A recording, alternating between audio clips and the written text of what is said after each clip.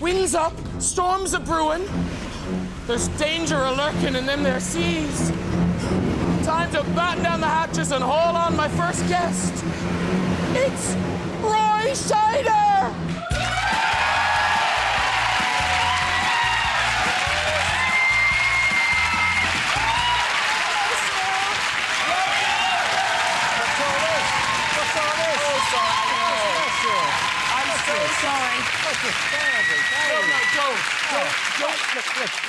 Don't worry your talented head about it. It's fine. Goodness, I got a housekeep here. I know. Tidy home's a happy home. Sit yourself down. Now, wait a minute. I got to talk to Dave. Dave with the appendix scar. Dave, let me show you something really ugly. Ooh. You see that? When I was 10, I had my appendix out. And then... That's very impressive. Her appendix, yes. And wasn't there a bit in Jaws where you all showed scars? Yes, yes. Was it your leg? In the nighttime scene where the three guys in the boat showed scars. But that wasn't a real scar at that time. Well, I just showed that same old corny scar. It's a good scar, good scar. Now, listen, I'm sorry to go on about Jaws. We know you're double Oscar nominated, you did The French Connection, Clute, all that jazz, Marathon Man, all these things. But Jaws is the one that does fascinate us, I'm sorry. It's the one going to be on my tombstone. And what was so fantastic, you knew that you were a very good actor in Jaws because you managed to look scared of that big lump of rubber. You know, it's funny. For months, this shark never worked. So a lot of times we were playing against nothing. There was nothing there. Can we recreate the look? I just want to try and recreate the look. My fee goes up. Oh, OK, that's fair enough. Right. It's not my money. Right. OK, here we go. I've got a prop. I've got a prop to help you. My daughter has one of these. She has one of these. And she plays with it all the time. It drives me crazy. Well, your daughter has one? Yes, and she plays it all the time. And you open it up and it makes the music, right? How cool is that?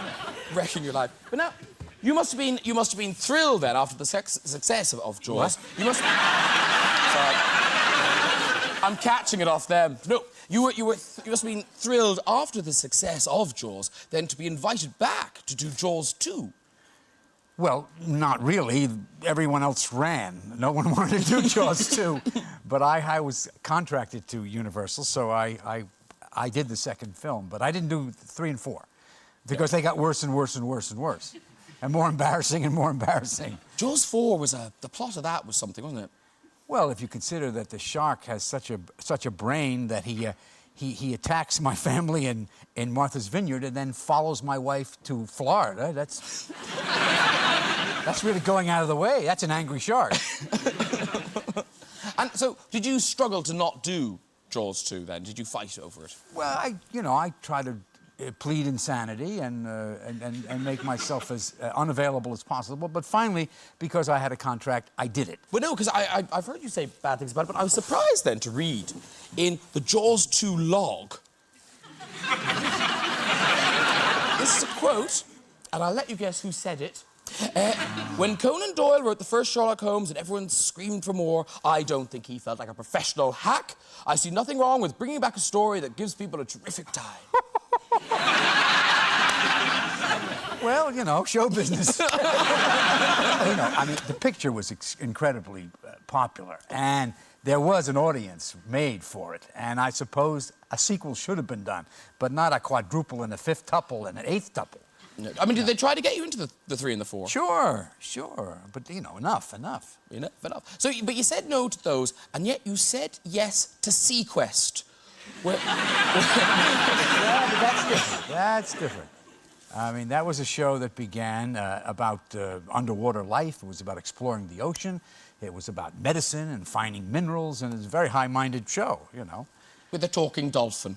It should have been a good gimmick. Why didn't that series work, do you think? Well, when the ratings began to go down, they go right to tits and ass and torpedoes. Poor Stephanie Beacham. She must have been zipped up. No. I said, you know, Stephanie Beacham played the doctor aboard the Sequest. And I said to the producers of the show, I said, you know, you want to see the ratings go up on this show? Let Stephanie get pregnant.